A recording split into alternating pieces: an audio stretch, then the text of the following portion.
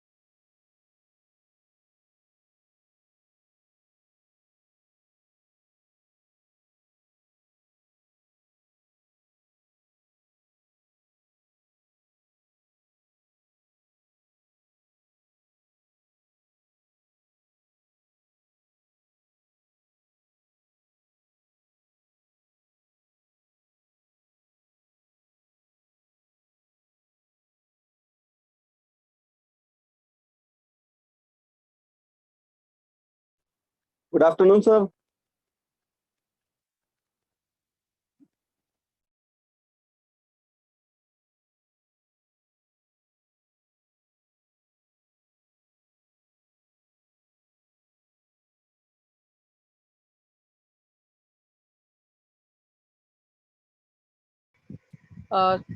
बताइएगा जब आप लोगों को मेरी स्क्रीन दिखनी शुरू हो जाए। Good afternoon sir. Good afternoon sir good afternoon. Sir दिख रही है स्क्रीन? दिख रही है? शो हो रही है सर। ओके, सो थोड़ा सा प्री रिकैप कर लें। कल हम लोगों ने क्या किया था? कल हम लोगों ने एक एप्लीकेशन बनाई थी जिसमें क्रिएट न्यू के क्लिक पे एक ब्लैंक फॉर्म खुल जाता था। बैंक फॉर्म के अंदर हमने एक कंट्रोल लिया था जिसको हमने ड्रॉप डाउन लिस्ट बनाया था, राइट? Yes sir. अब फॉर्म हमारे पास खुल रहा है बट फॉर्म के सबमिट के क्लिक पे कुछ नहीं हो रहा। मैंने 4 टेक्निक्स बताई थी फ्रंट एंड से डेटा बैक एंड में भेजने की।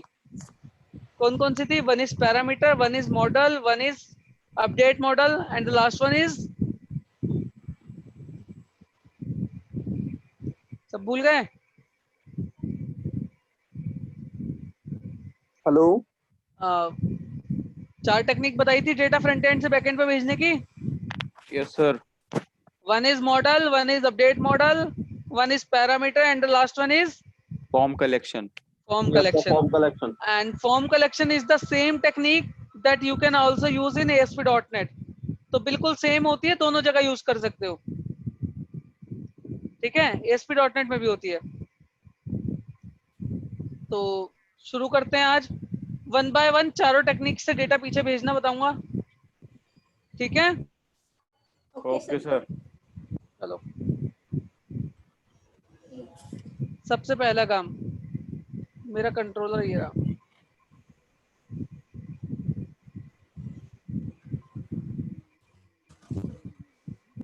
डिबगर लगाना सबको आता है विजुअल स्टूडियो में?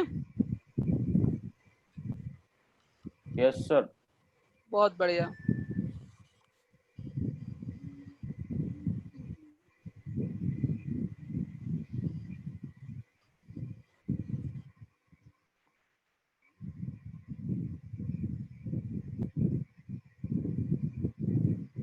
यहां तक करके देख लिया सब लोगों ने? क्रिएट का फॉर्म सबने बना लिया?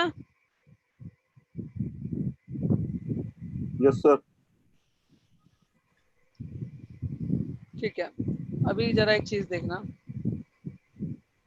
सर। ये। जी भैया। Sir good afternoon. Good afternoon. Sir मैंने तो ये डीबगर लगाना सिखाया नहीं, इतने समझदार मुझे लगते नहीं कि अपने आप सीख गए होंगे, झूठ बोल रहे हैं, पक्की बात है। वो तो ये कोड पे भी झूठ बोल रहे हैं, ये कह रहे हैं क्रिएट का फॉर्म तक ये लोग बना चुके हैं। मुझे पता है इन्होंने नहीं बनाया। सर वो F5 दबाते हैं सर, वो अपने आप आ जाता है नीचे।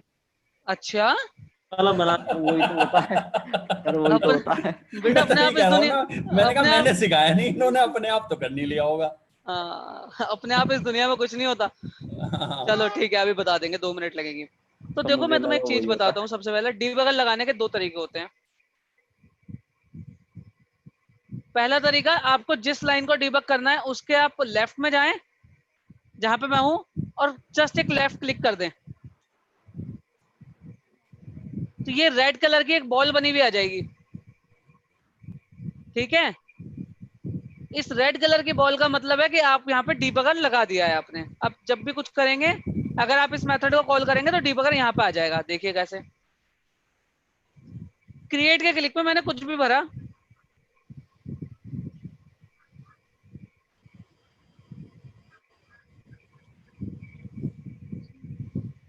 और मैंने इसको क्रिएट पे क्लिक करा, तो ये यहाँ पे आके रुक जाता है, क्रिएट वाला पे आके रुक जाता है। और ये वो सेम मेथड है जो मैंने फॉर्म को क्रिएट वाला ब्लैंक फॉर्म खोलने के लिए कॉल किया था।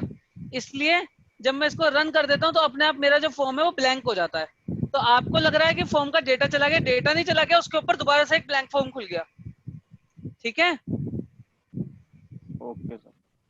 आपने जो भी डेटा भरा यस सर। और उसके बाद में आपने जब भी क्लिक किया तो कुछ नहीं हुआ, आपका एक और ब्लैंक फॉर्म उसके ऊपर खुल गया, उसका डेटा कहीं नहीं गया, डेटा वहीं पे। तो अब मुझे क्या चाहिए, मुझे चाहिए कि इस डेटा को सेव कराऊं, ब्लैंक फॉर्म ना खुले।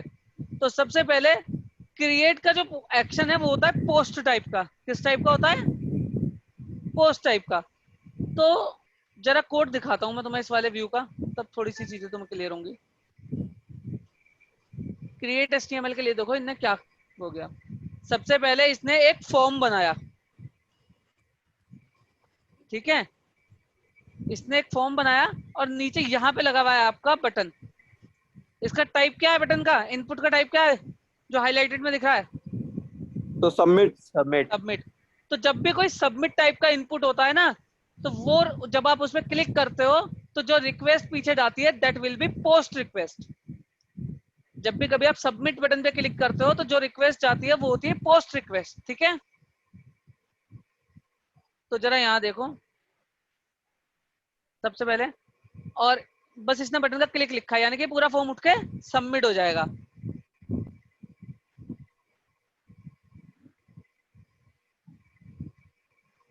HTML का एक फॉर्म बना है, उसके अंदर एक चीज यूज हुई है @anti forgery token. Anti forgery token एक अलग कंसेप्ट है, अभी के लिए नहीं बताएंगे, इसको अलग लिख के रखो, क्योंकि इससे समझने के लिए तुम्हें ना वेब का पूरा कंसेप्ट क्लियर होना चाहिए। तो इस पर अलग से किसी दिन आधा घंटा लेंगे और तब इसको समझाएंगे। ठीक सर है, थोड़ा सा सर फॉन्ट बड़ा कर दीजिए सर। मैं बिल्कुल कर देता हूँ। अब ठीक है, ठीक है ना? चलिए, यस सर, ठीक है तो सर। अब अभी थैंक यू सर। एक फॉर्म बनाया है इसने। अच्छा, फॉर्म में इसने देखो ड्रॉप डाउन लिस्ट लगाया, उसके नीचे वैलिडेशन मैसेज लगाया। वैलिडेशन मैसेज फॉर मैं अभी बताऊंगा क्या है, क्या इसका यूज है, सब कुछ बताऊंगा मैं। पहले थोड़ा सा सबमिट का काम कर लेते हैं। Okay sir. तो सबमिट के काम में क्रिएट का बटन पे क्लिक होगा तो सबमिट आपका होगा। तो ये मैंने बताया क्योंकि इसका टाइप सबमिट है, इसलिए ये जो रिक्वेस्ट होगी पोस्ट टाइप की होगी। लेकिन हमारा तो पीछे से ये जब जाता है तो हमारे क्रिएट वाला जो ब्लैंक फॉर्म खोलने का मेथड है उसी पे चला जाता है।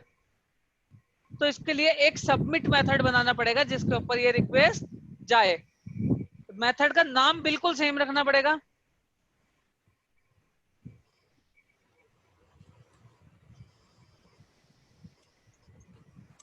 और इस मेथड को सबमिट बनाने के लिए एक वर्ब होती है एमवीसी में, दैट इज एचटीटीपी पोस्ट।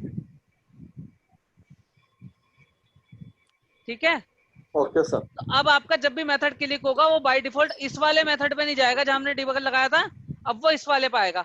देख लेना, मैं करके दिखा देता हूँ। हम डीबगर सर बनाते क्यों है सर? कोड को डिबग करने के लिए, कोड में क्या आ रहा है, डेटा पीछे अभी दिखाएंगे, डेटा देखना पड़ेगा ना पीछे क्या जा रहा है,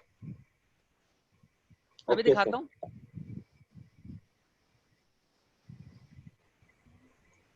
अभी यहाँ पे अभी के लिए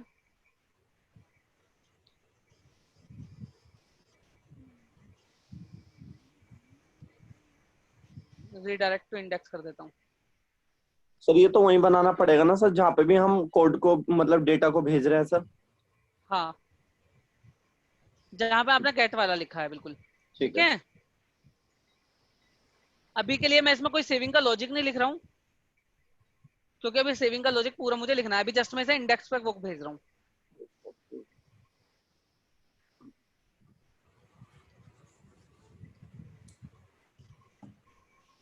परफेक्ट, चला लो।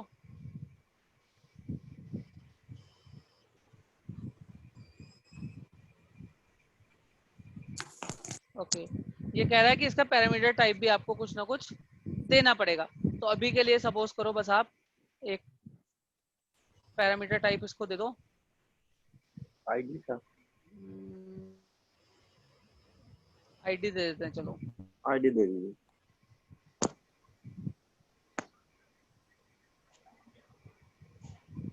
चलाओ जरा।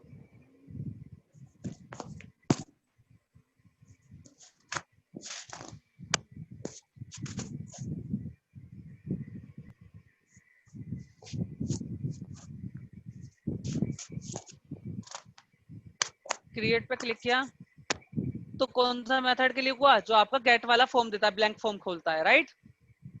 Yes sir. लेकिन अब की बार जब आप डेटा डाल के ऐसे क्लिक करोगे ना,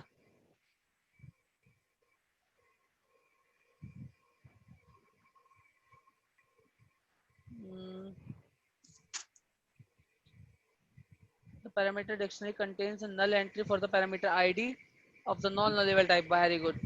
तो आप एक काम करो, थोड़ी देर के लिए इसको जो आपने बनाया है स्ट्रिंग ले लो।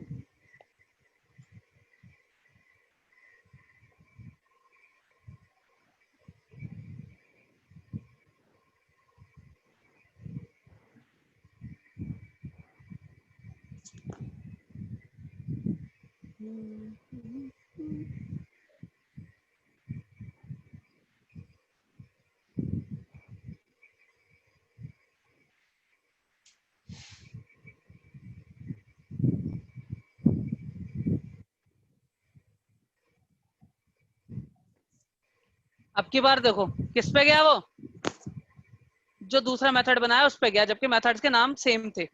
तो क्योंकि वो पोस्ट टाइप है, जब उसे पोस्ट नहीं मिलता तो वो अपने पुराने वाले मेथड में चला जाता है, लेकिन जैसे उसे आप पोस्ट वाला एक मेथड दे दोगे तो वो अपने वाले मेथड पे जाएगा।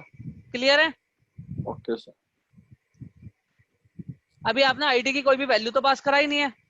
हाँ, तो मुझसे किसी ने पूछा था अभी अभी कि सर हम लोग ये क्यों कर रहे हैं, मतलब Yes, डीबगर क्यों लगा रहे हैं? तो डीबगर इसलिए लगा रहे हैं, सपोज करो मुझे पता चले कि आगे से मैंने फ्रंट एंड से आईडी क्या भेजी बैकएंड में, तो कैसे पता लगाऊंगा? तो यहाँ पे जाऊंगा, जैसे मैं आईडी पे होवर करूंगा इसकी वैल्यू दिखा देगा, नल दिखा रहा है, क्योंकि मैंने आईडी अभी भेजी ही नहीं है। Okay sir. ठीक है? Yes. तो इसलिए इस टाइप की चीजों के लिए आप यूज करते हो डीबगर को। और जैसे ही आप रन कर दोगे, वो देखो इंडेक्स पे मूव करा दिया उनने। अब देखो क्या हो रहा है, जरा ध्यान से देखना।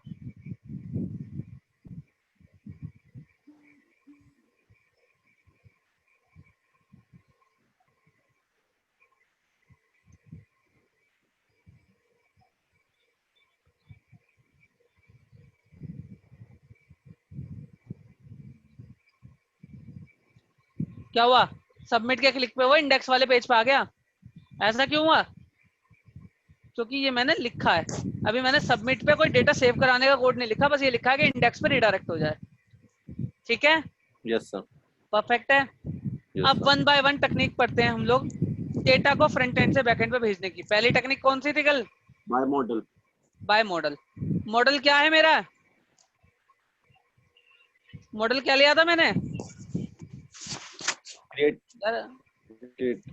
Create employ. ये था मेरा मॉडल। व्यू पे जाके जो मॉडल एम्प्लॉय नाम का था। चलते हैं यहाँ पे, कुछ नहीं करना। हाँ सर, क्रिएट एम्प्लॉय तो एक्शन था सर हमारा, सॉरी। ठीक है, इसका पैरामीटर बना दिया मॉडल टाइप का। ठीक है, अब जरा ध्यान से देखना। सेव किया, रिबिल्ड किया।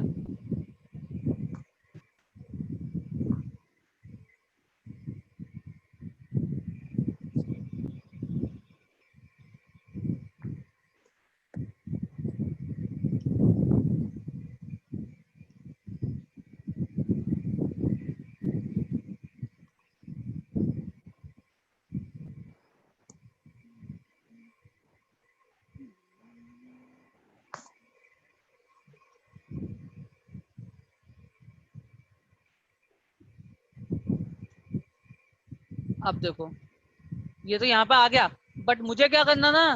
मुझे ये मालूम करना था कि डेटा मेरा क्या गया पीछे। मैं कह रहा हूँ फ्रंट एंड से डेटा बैक एंड पे भेजा, लेकिन क्या डेटा भेजा? तो उसके लिए मुझे किस चीज की जरूरत पड़ेगी? डीबगर की। अब मुझे यहाँ पे डिबगर लगाना पड़ेगा, ठीक है। ओके अब सर। देखो जरा,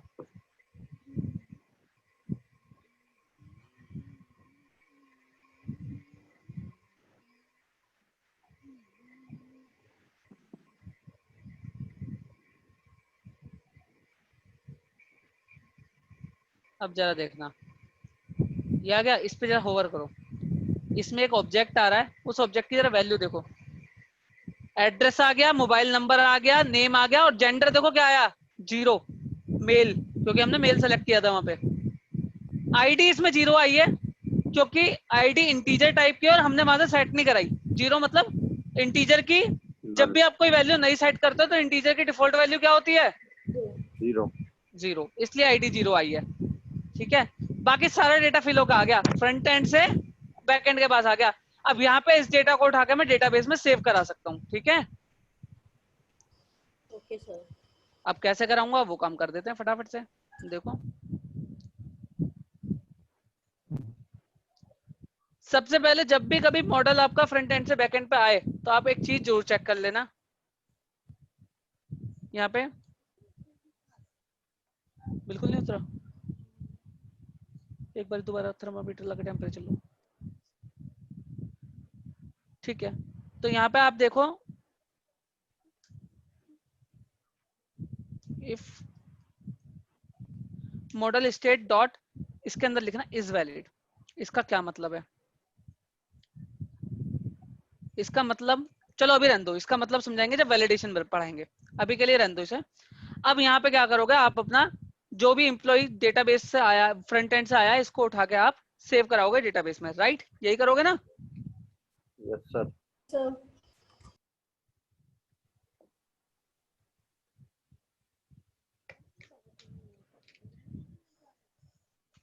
अच्छा ठीक है, तो देखो फिर सबसे पहले बता दो, डेटाबेस को एम्प्लॉय चाहिए होता है टीबीएल एम्प्लॉय,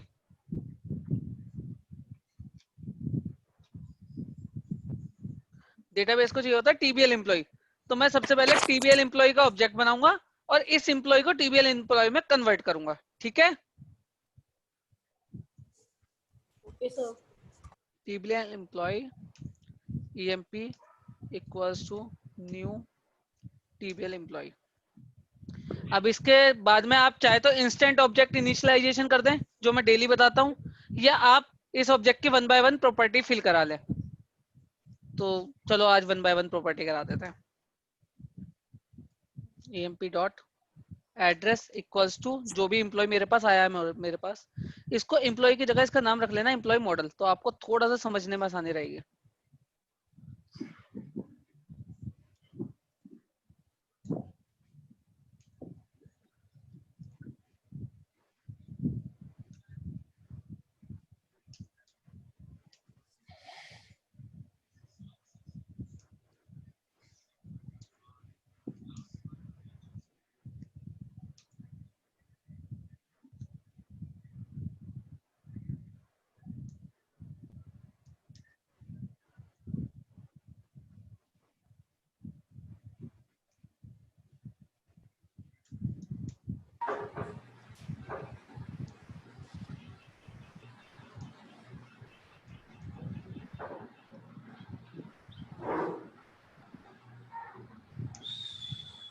परफेक्ट।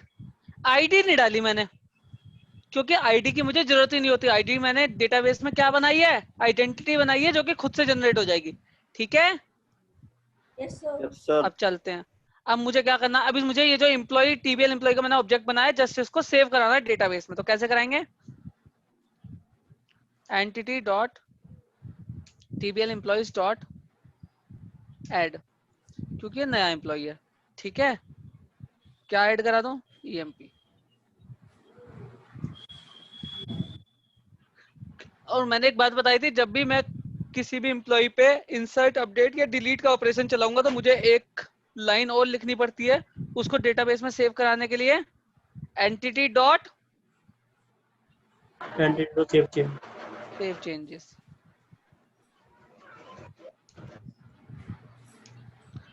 जैसे आप इतना करोगे, ये जो आपका इतना कोड है ना, ये उठा के आपके एम्प्लॉय को टीबीएल एम्प्लॉय में कन्वर्ट कर देगा और उसको उठा के डेटाबेस में सेव कर देगा। तो आप एंटिटी फ्रेमवर्क की पावर देख रहे हो, ये 2 लाइन का कोड है एम्प्लॉय को सेव कराने का। कोई क्वेरी नहीं लिखनी है आपको, कोई कुछ और नहीं करना है, ठीक है। Yes, sir. चलो अब इसको चला लेते हैं, चला के देख लेते हैं कि हमारा बिल्कुल परफेक्ट चल रहा है या नहीं चल रहा है।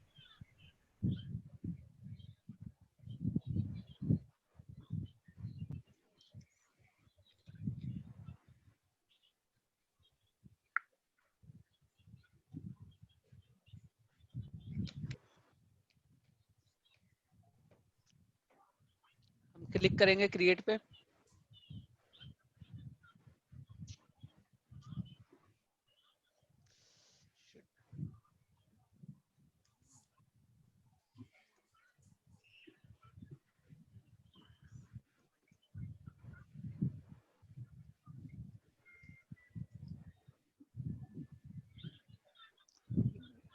जैसे मैं क्रिएट पे क्लिक करूंगा देख रहा हूं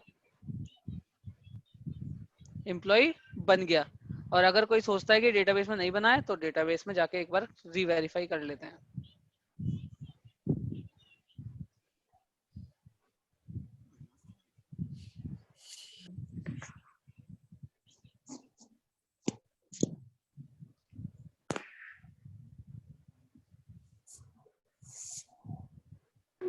थोड़ा सा टाइम लगा डेटाबेस ओपन होने में। सेम टाइम पे मैं एक अंकित नाम के एम्प्लॉय को डिलीट कर देता हूँ, एक और एम्प्लॉय बना देता हूँ एबीसी नाम से। एड्रेस रखते हैं इसका,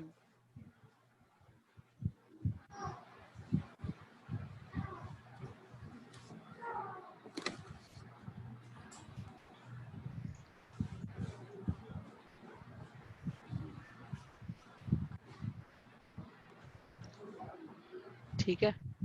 तो अब आपके 2 एम्प्लॉय हो गए हैं और ये अंकित नाम वाला एम्प्लॉय जो है वो मैंने डिलीट कर दिया है। सिमिलरली मुझे कुछ नहीं करना, एम्प्लॉय डेटाबेस पे जाकर टेबल पे जाके क्वेरी चलानी है सिलेक्ट की और पता चल जाएगा कितने एम्प्लॉयज मेरे पास हैं। परफेक्ट, मेरे पास 2 एम्प्लॉय हैं, ठीक है। Yes, sir. तो ऐसे आपका क्रिएट का ऑपरेशन बिल्कुल परफेक्ट चल जाएगा। अब मैं इस ऑपरेशन को ब्रेक करके दिखाता हूँ।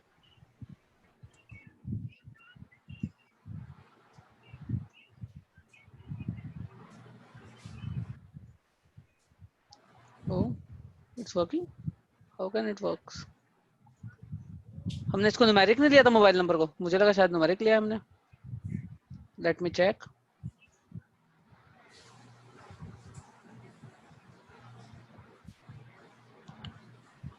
तो हमने एनवार का लिखा, इसलिए नहीं ब्रेक हुआ।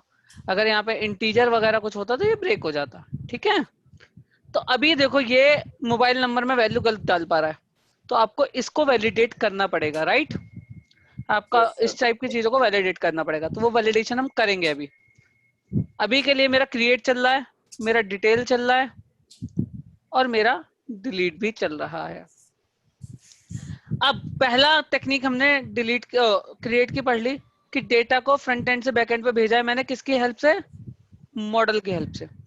तो मॉडल की हेल्प से भेजने का तरीका इतना ही है कि जो भी आपका मॉडल है उसका ऑब्जेक्ट आप बनाओ और उसे बना के सीधे इसमें एज अ पैरामीटर ले लो पोस्ट वाले मेथड में। सबसे पहले एक मेथड बनाओ पोस्ट के साथ, और मेथड का जो नेम होगा वो सेम होगा जो आपका ब्लैंक फॉर्म खोलने वाला मेथड था, एक्शन मेथड था, ठीक है। समझ में आ रही है बात? और उसके ऊपर जस्ट आपने लिख देना HTTP पोस्ट, ठीक है। Okay sir. और उसके अंदर जो अभी आपका मॉडल था उस मॉडल के टाइप का एक पैरामीटर ले लो और उसको आप क्रिएट करा लो। अब आप कहोगे कि यस प्लीज बताइए, कुछ पूछना था किसी को?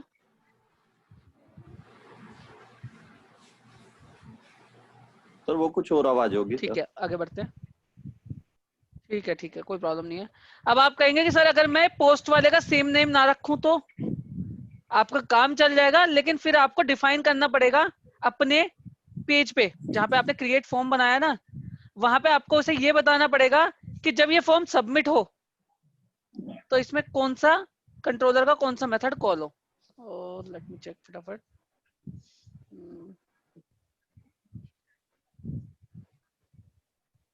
तो मेरे पास ये होते हैं,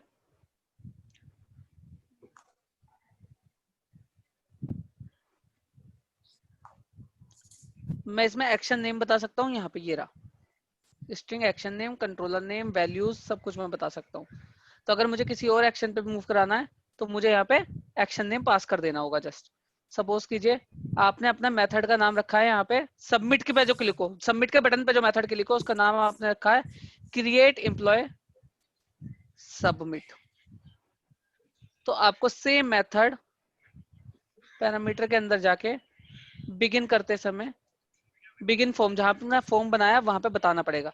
अब ये फॉर्म जब भी सबमिट क्लिक होगा इस फॉर्म का, ऑटोमेटिक ये आपको उस मेथड पर ले जाएगा। ठीक है, ओके सर। चला के देख लेते हैं। लेकिन जनरली आपको गेटर पोस्ट के सेम ही नेम रखने चाहिए, जैसे उनकी पोस्ट चेंज कर दो तो आपको एक्स्ट्रा एफर्ट बच जाता है आपका।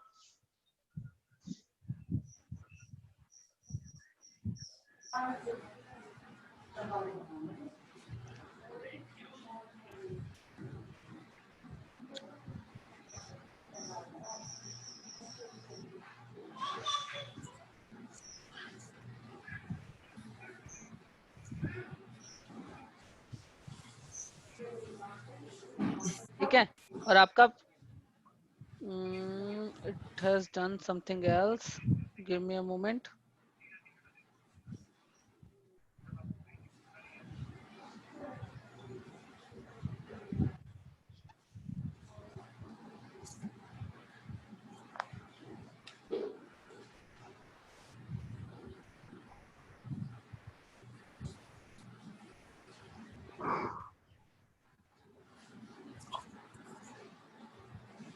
ओके तो आपको तीनों चीजें देनी होती हैं, action name, controller name and then method का टाइप। तो आप यहाँ पे देंगे एक्शन नेम तो आपका ये हो गया, देन कंट्रोलर नेम क्या है, कंट्रोलर नेम है आपका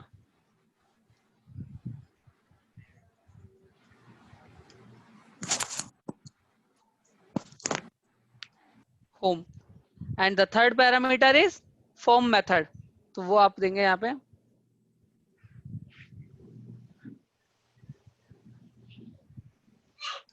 हेलो।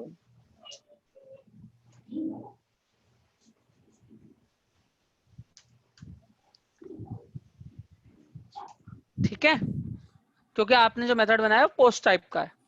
अब फटाफट से इसको कंट्रोल एस करेंगे और यहाँ पे मैं दोबारा से बनाऊंगा।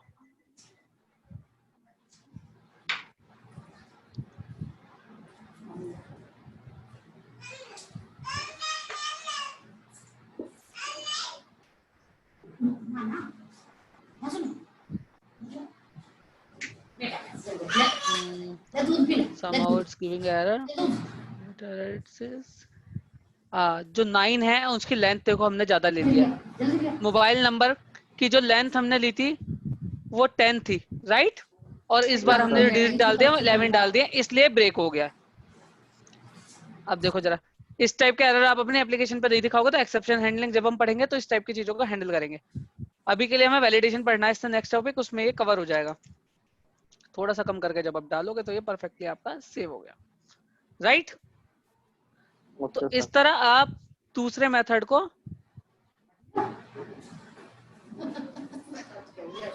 पुश करा सकते हो। आप अपने एक्शन मेथड का नाम चेंज कर सकते हो। क्लिक सबमिट अगर आपने दिया है तो आपको बस यहाँ पे व्यू में भी बिगिन फॉर्म के अंदर आइडेंटिफाई करना पड़ेगा कि सबमिट पे कौन सा मेथड कॉल हो। क्लियर है ये बात? Yes sir. चलो, अब हमने एक तरीका सीख लिया फॉर्म से डेटा बैकएंड में भेजने का, दैट इज मॉडल। अब हम नेक्स्ट देखेंगे। नेक्स्ट क्या था? पैरामीटर। मुझे बस 1 मिनट का टाइम दो, मैं आता हूँ फिर बताता हूँ। Okay sir. जय अपनी तरफ से म्यूट कर, बहुत आवाज आ रही है तेरी तरफ से। जय का बती जरूर आ।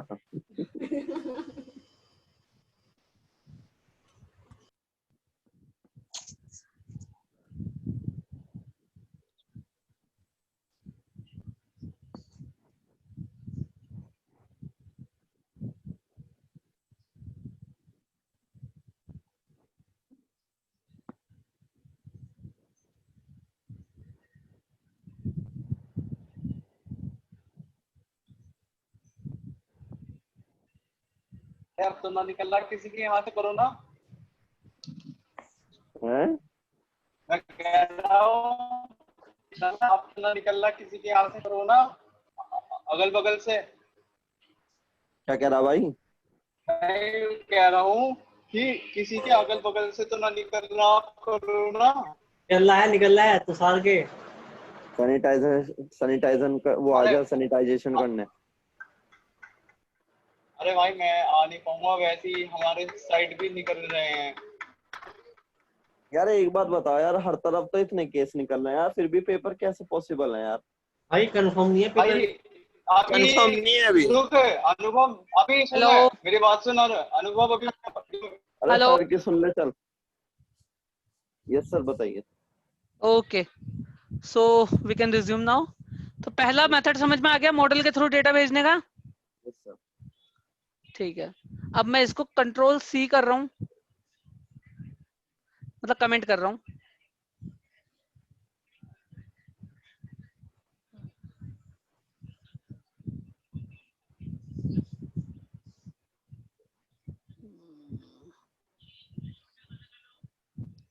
and now I creating one more method with the same name, but इस बार मैं डेटा लेकर आऊंगा कौन सी टेक्निक से? पैरामीटर्स के थ्रू। पैरामीटर्स के थ्रू डेटा कैसे लाते हैं?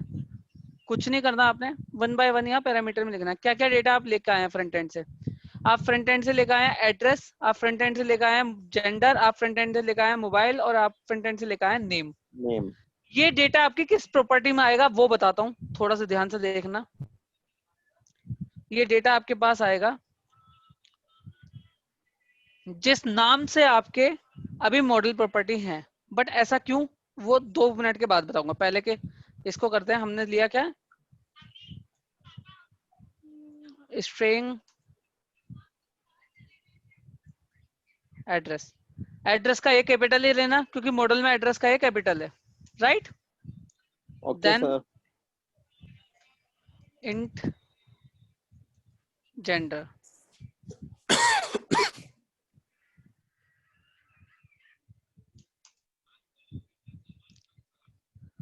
इति आर यू आस्किंग समथिंग? नहीं सर, गलती से हो गया। Okay, not issue. Then after gender mobile number, again string है मेरे पास।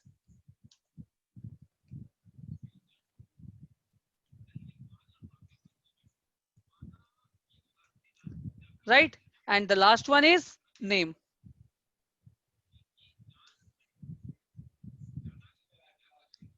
और जब मेरे पास पैरामीटर चेंज हो गए, अब मेरे पास एम्प्लॉय मॉडल नाम की चीज नहीं है, तो यहाँ भी मैं वही लिखूंगा।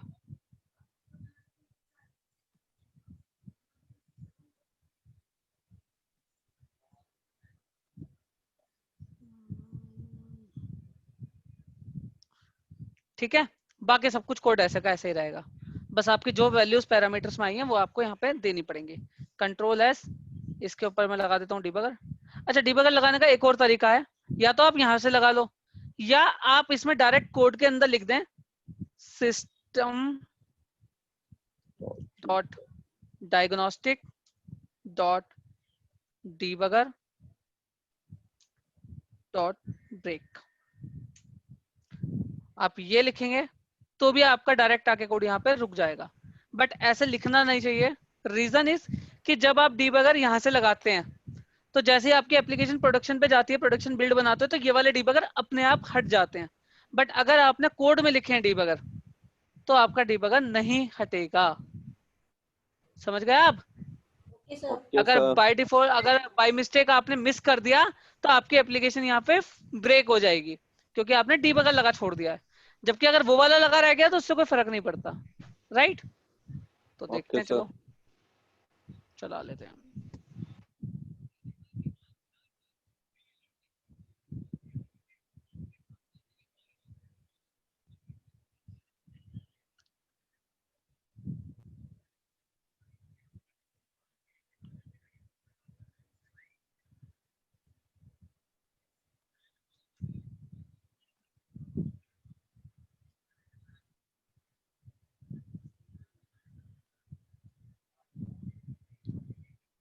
And now I am going to create. देख लो, इस बार मैंने रेड वाला लगाया था लेकिन यहाँ पे आकर रुका। अब जरा ये देखो सारा डेटा आया क्या पैरामीटर में? हाँ, एड्रेस में एड्रेस आ गया, जेंडर में जेंडर आ गया, मोबाइल नंबर में मोबाइल नंबर आ गया, and the last thing is name name.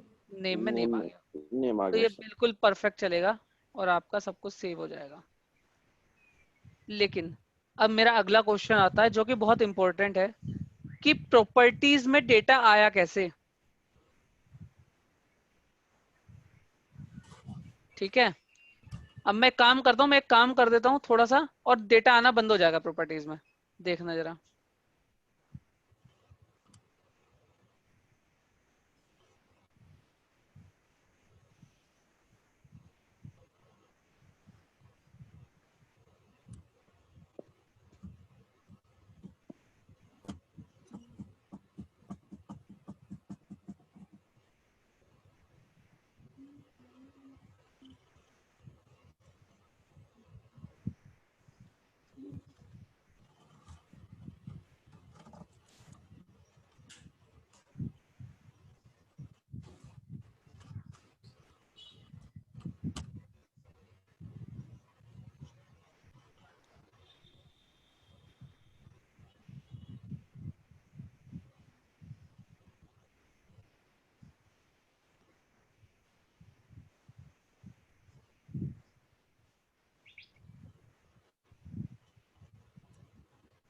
चलो एक काम करते हैं, इसको भी मैं बता देता हूँ इसका क्या हुआ है। जरा पेज पे चलो, पेज से बताता हूँ, वहां से ज्यादा अच्छे से समझ में आएगा। ये पेज बना है, अब जरा राइट क्लिक करना पेज को और इसका सोर्स देखना।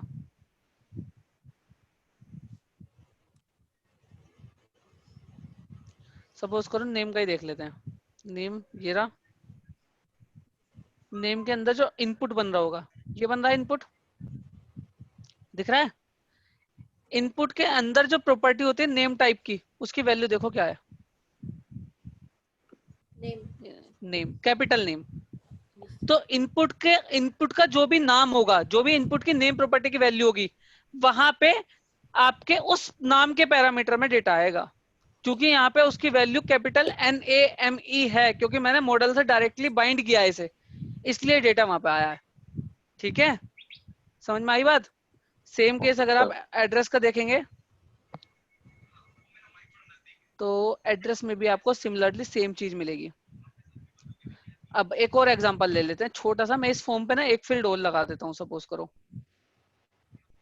मैं यहाँ गया फॉर्म पे और मैंने यहाँ पे एक चीज करी कि इस फॉर्म के अंदर ही यहाँ पे I put one more div, div के ऊपर सेम क्लास लगा देता हूँ फॉर्म ग्रुप, तो उसके अंदर ग्रुप रहेगी।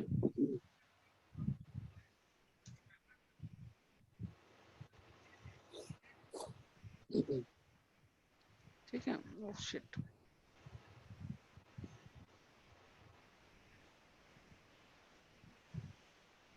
ठीक है, और इसके अंदर अब मैं सीधे सीधे एक इनपुट रख रहा हूँ। पहले एक लेबल रख देता हूँ, सपोज कीजिए सिटी, कंट्री रख देते हैं।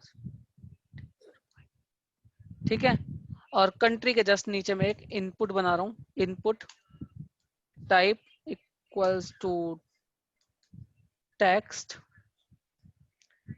एंड नेम इक्वल्स टू, अब मैं कंट्री में C कैपिटल नहीं लूंगा, जरा ध्यान से देखना, COUNTRY, कंट्री का मैंने C स्मॉल लिया है, राइट। और मैंने इसको बंद कर दिया, कंट्रोल S किया तो फ्रंट एंड दिख जाएगा मुझे। इसको आगे एक टेक्स्ट बॉक्स कंट्री के नाम से। ठीक है, अब इसमें मुझे एक काम और, बल्कि इसे एक काम करो, एक डिव में और डाल दो इस वाले को ना, तो बिल्कुल उनके जैसा दिखना शुरू हो जाएगा।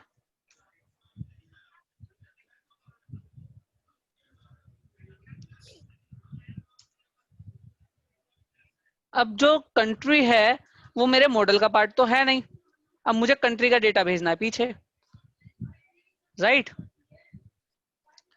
कंट्री मेरे मॉडल का पार्ट तो है नहीं और इसका डेटा मुझे पीछे भेजना है, तो मैं कैसे भेजूं? तो मेरी बात एक बात ध्यान से समझना कि क्या अगर मैं यहाँ पे कंट्री प्रॉपर्टी लेता हूं,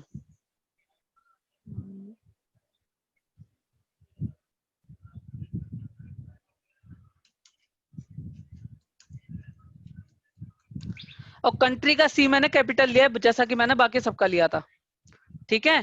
कंट्रोल एस और चलाऊंगा तो कंट्री की वैल्यू नहीं आएगी इसमें, देखना।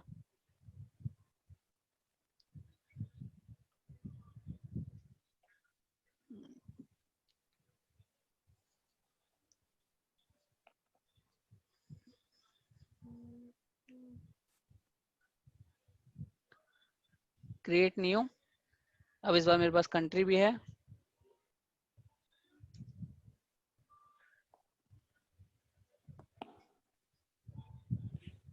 कंट्री में मैंने डाल दिया सपोज कीजिए इंडिया।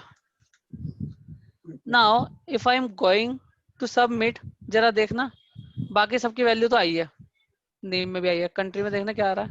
ओ शुड आई पर पुट आगे इट, तो इंडिया। ये तो ये इंडिया। हाँ क्योंकि हमने नेम यहाँ पे कंट्री रखा है ना, अगर Yes, नाम sir. चेंज कर दोगे तो नहीं आएगा।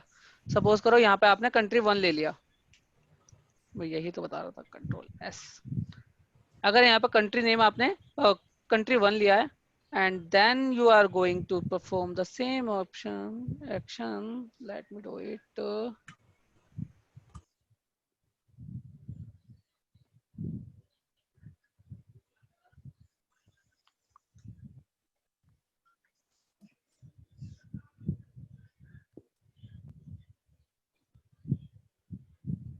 ठीक है। Now I going to submit and now I go to check the name, null, because the name of the text box, जो हमने text box लिया है उसका नाम क्या है, कंट्री 1, कंट्री 1। और यहाँ पे हम डेटा वैल्यू किस में फैच कर रहे हैं, कंट्री में। कंट्री तो में। आपको ये चीज ध्यान रखनी है पैरामीटर से जब भी डेटा एक्सेस करेंगे कि आपके कंट्रोल का नेम और आपके पैरामीटर का नेम, दोनों के नेम सेम होने चाहिए तभी डेटा आएगा, ठीक Okay, है। sir. जैसे मैं इसे कंट्री करूंगा आपका डेटा फिर से आने लगेगा, जैसा कि आप चेक कर ही चुके हैं, ठीक है। Okay, sir. एक बार सेम प्रॉब्लम में बहुत लंबा फंसा था मैं, जब मैंने एमवीसी पे काम करना शुरू किया था 2013 के आसपास, कि डेटा ही नहीं आ रहा था और बहुत देर तक मैं ये नहीं समझ पा रहा था क्यों डेटा नहीं आ रहा। एंड द प्रॉब्लम वाज कि मैंने उसका नेम कुछ और लिया था, यहाँ पैरामीटर का नाम कुछ और लिया था। तो जब भी आप डेटा को पैरामीटर्स के थ्रू पोस्ट करेंगे तो आपको ये बात ध्यान रखनी है कि आपके कंट्रोल्स के नेम प्रॉपर्टी की वैल्यू और आपके पैरामीटर का नेम, दोनों के नेम जो है सेम होने चाहिए, ठीक है। परफेक्ट है, Okay. Yes, sir. ठीक है। तो ये यहाँ पे मेरा हो जाता है सेकंड मेथड खत्म। उसके बाद मेरा थर्ड मेथड क्या था, So form That- collection. Form collection. Form collection के लिए अगेन मैं इसको हटा देता हूँ,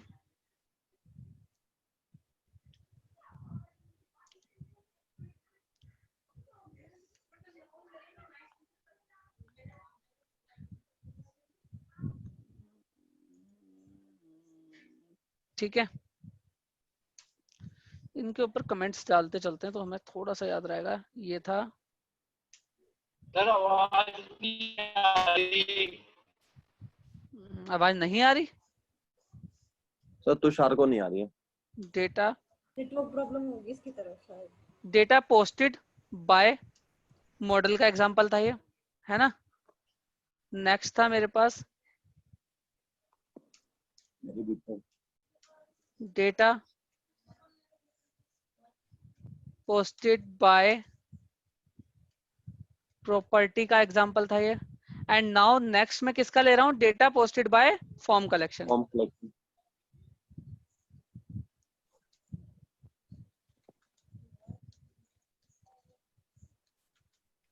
अच्छा, फॉर्म कलेक्शन से डेटा पोस्ट आप ASP.NET में भी कर सकते हो, सिमिलर प्रोसेस है, तो दोनों जगह चलेगा।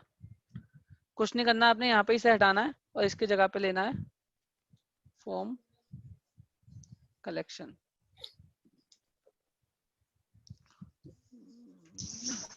ठीक है, अब आपको यहाँ पे जाना है,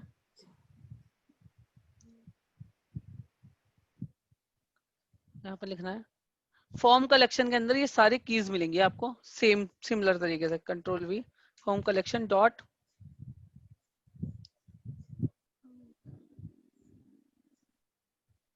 गेट वैल्यू, और यहाँ पे आपको इंडेक्स दे सकते हो या आप अपनी स्ट्रिंग नेम दे सकते हो। तो जैसे आप स्ट्रिंग नेम दोगे तो नेम आप क्या दोगे यहाँ पे,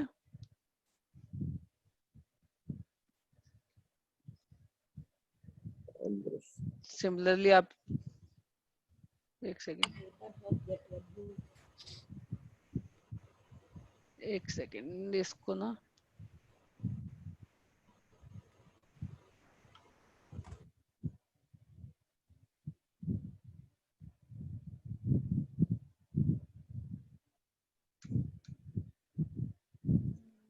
गेट वैल्यूज की जगह गेट वैल्यू होगा मेथड। एक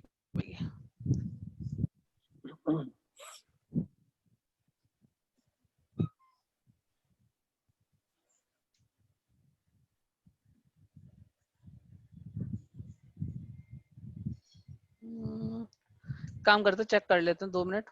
इसको कंट्रोल के सी कंट्रोल एस जरा चला लेते हैं।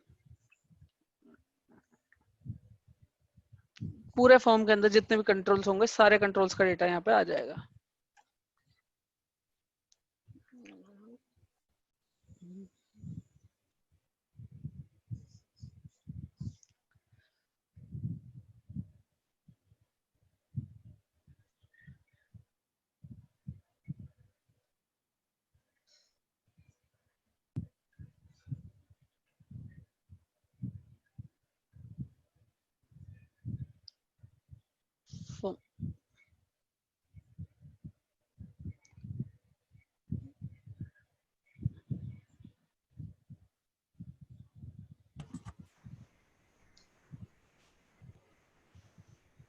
ये आपकी सारी कीज फॉर्म के अंदर आ रही है, जितनी भी आपने कीज डाली हैं, ठीक है। Yes sir.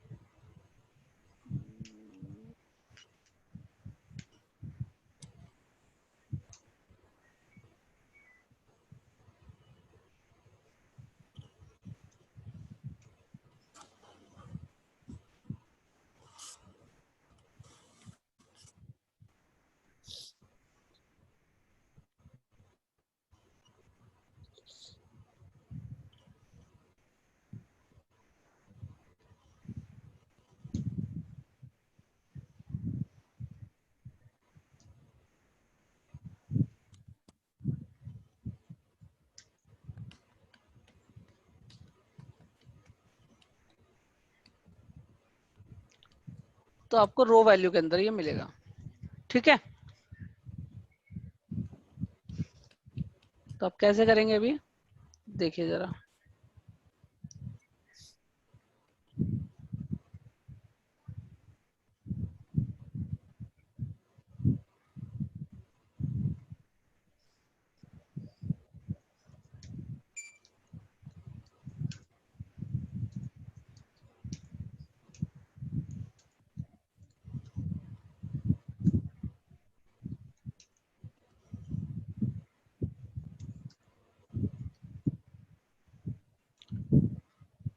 सिमिलरली रो डेटा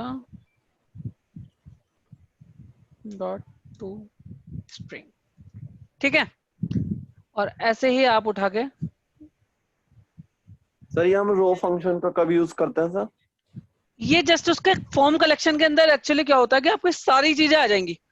जैसे कि उसने एक टोकन भी भेज दिया है, टोकन अभी आपको चाहिए नहीं, या आपने उसने कंट्री भी भेज दिया, कंट्री आपको चाहिए नहीं, तो आपको तो वो जो डेटा दे रहा है वो पूरा का पूरा उसका बना बनाया ऑब्जेक्ट है फॉर्म कलेक्शन का, उसमें दे रहा है। उसके अंदर रो वैल्यू के अंदर आपकी वैल्यू आ रही है, ठीक है। Okay sir. Mobile number same for gender, but gender को आप किस में कन्वर्ट करेंगे? जेंडर आपका किस चीज में? इंटीजर में। इंटीजर में। तो इसको आप यहाँ पे जाएंगे और यहाँ पे जब लिखेंगे जेंडर, इसको टू स्ट्रिंग हटा देना, नहीं तो ये फंसता रहेगा। यहाँ पे लिखना कन्वर्ट डॉट टू इंट 32 और इसको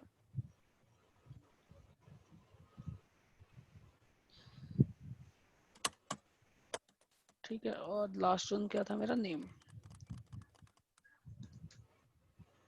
ठीक है, अब आप देखोगे कि हमें फॉर्म कलेक्शन से यूज करने में ना बहुत सारे टाइप कास्ट करने पड़े, राइट। यस पहले सर। चला लेते हैं इसको। तो इसीलिए जब मैंने फॉर्म कलेक्शन लिखवाया होगा तो मैंने उसके सामने ये भी लिखवाया होगा कि फॉर्म कलेक्शन हम तब यूज करते हैं जब हमें अपने कंट्रोल्स के बारे में पता ही नहीं हो। कितने कंट्रोल हैं पेज पे, अभी 4 वैल्यू, अभी 6 हो गई, अभी 10 हो गई।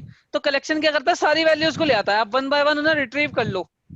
जनरली हम लोग लूप लगा के लेते हैं इसको फिर, है ना।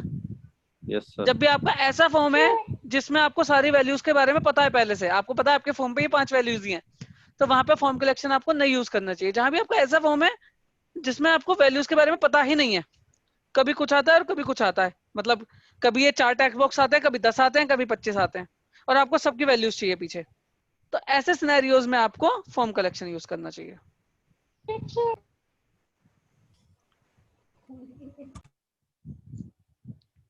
फीवर लेके मैं काइंड दे दूं।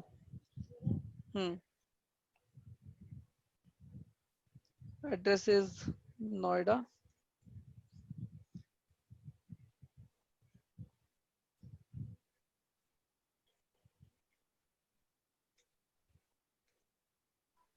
ठीक है। डीबगर मैंने वहां पे रखा हुआ है अपना। अब जरा फॉर्म कलेक्शन में देखो क्या आया। फॉर्म कलेक्शन में कीज देखना इसकी जरा, कंट्री भी आई, बट यहाँ पे देखो एक रिक्वेस्ट वेरिफिकेशन टोकन भी आया, जिससे हमारा अभी तक मतलब ही नहीं है। ये किसकी वजह से आया है, क्योंकि हमने वहां पे रो एंड एंटी फॉर्जरी टोकन लगाया हुआ है, ठीक है। Yes sir. अब जरा चलते जाओ।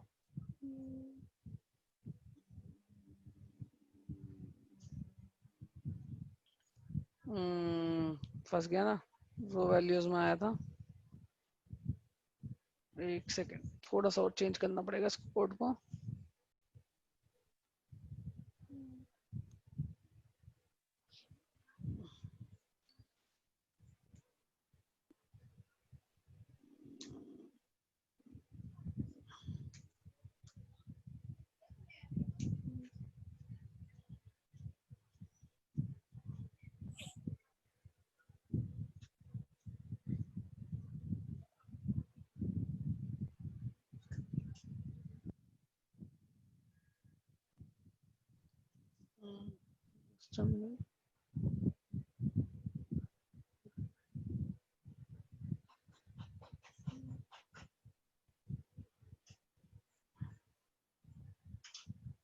ऑब्जेक्ट है स्ट्रिंग अरे टाइप का ना, ठीक है।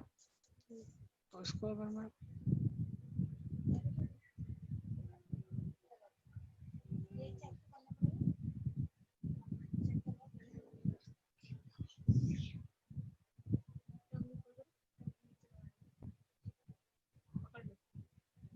पीठ से नहीं दबाना, लिप से दबाओ, पीठ हटा दो और ये टंग के नीचे रहने देना, ठीक है। लिप से दबाते हैं इसको, हट जाएगा, टंग के ऊपर चला जाएगा। Just give me a moment. ये दे रहा है मुझे ऑब्जेक्ट ऑफ स्ट्रिंग अरे, मुझे लगा आएगा रिलीज में फीवर पे ठीक है। बार बार हटाते रहेगा। लगाइए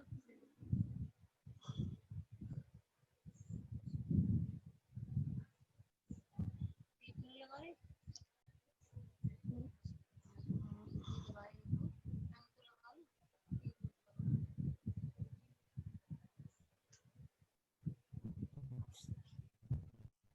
डॉट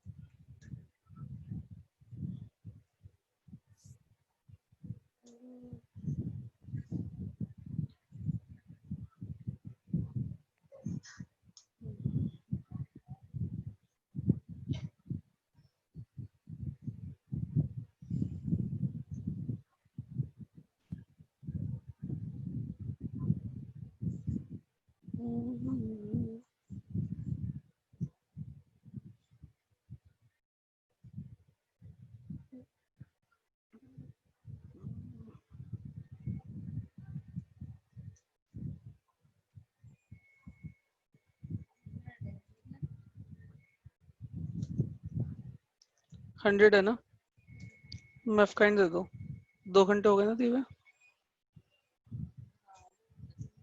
मैफ काइंड दे दो।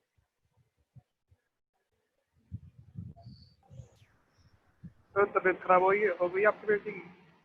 हाँ थोड़ा आज फीवर लग रहा है उसको।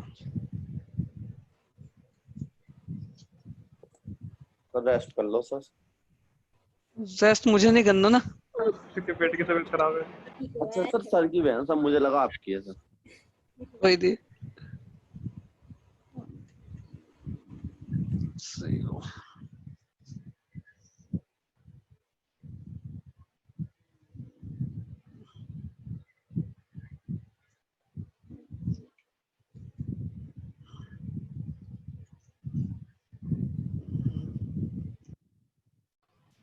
सर आवाज नहीं आ रही है आपकी। अभी मैं कुछ बोल ले रहा हूँ।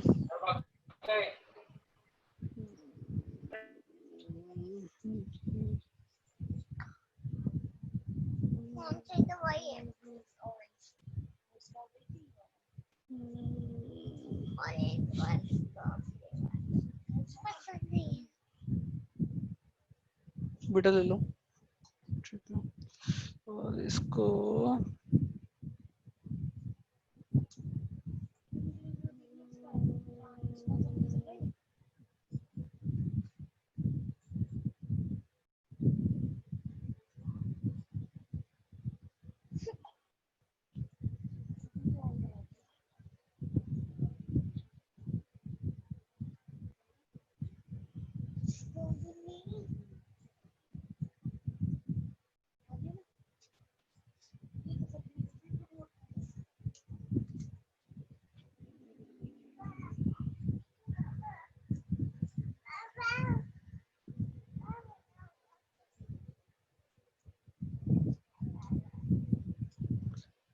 so lots of conversions, but I hope it should work.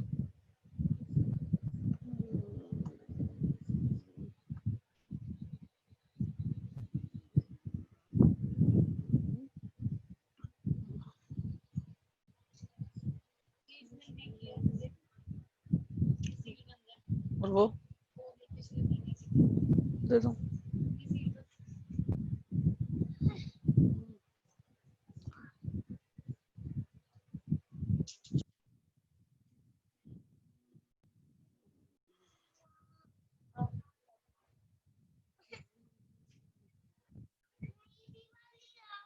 बेटा आप F10 करके नेक्स्ट लाइन पे जा सकते हैं डीबगर की ना।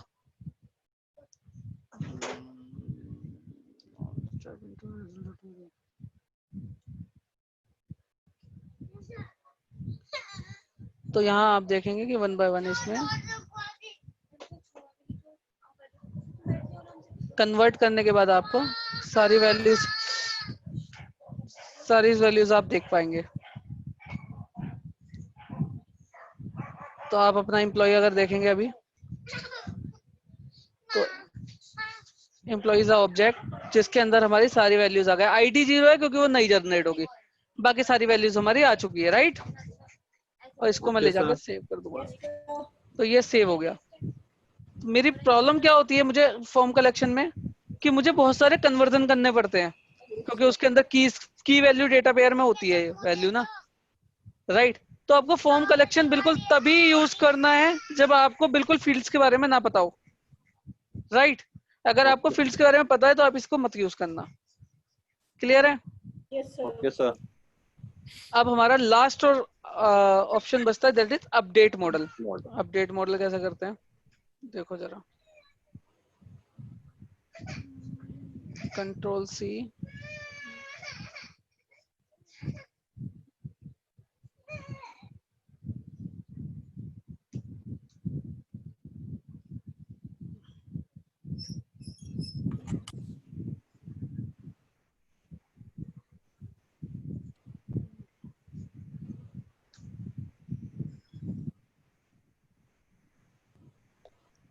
यहाँ पे आप यहाँ पे कुछ नहीं लेंगे।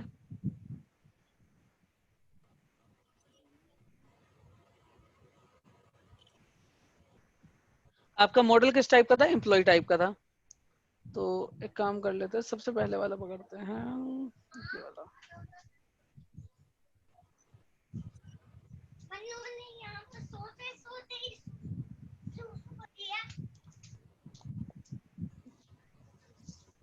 राइट।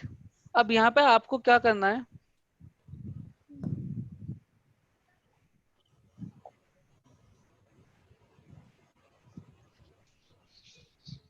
आप इसका एक ऑब्जेक्ट बनाएंगे, यहाँ लिखेंगे एम्प्लॉय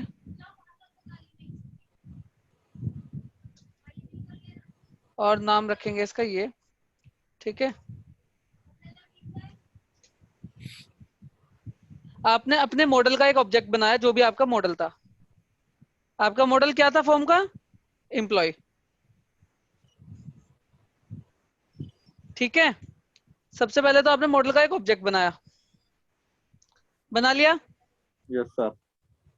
अब इस मॉडल में डेटा तो अभी होगा नहीं, तो डेटा को Yes. कराने के लिए हम क्या यूज करते हैं, एक मेथड होता है इसका अपडेट मॉडल। और अपडेट मॉडल के अंदर आपको पास कराना होता है मॉडल का ऑब्जेक्ट। जैसे आप इसके अंदर इसको डालेंगे, आपका मॉडल स्टेट फिल हो जाएगी। और उसके बाद में उससे आप कन्वर्ट किस में करा लेंगे? आप उसको कन्वर्ट करा लेंगे TBL एम्प्लॉय में, जो कि हमने किया, और उठा के ये सारी वैल्यूज बिल्कुल सेम आपका चलेगा। अब आपको यहाँ पे कोई पैरामीटर भेजने की जरूरत नहीं है। चला लेते हैं।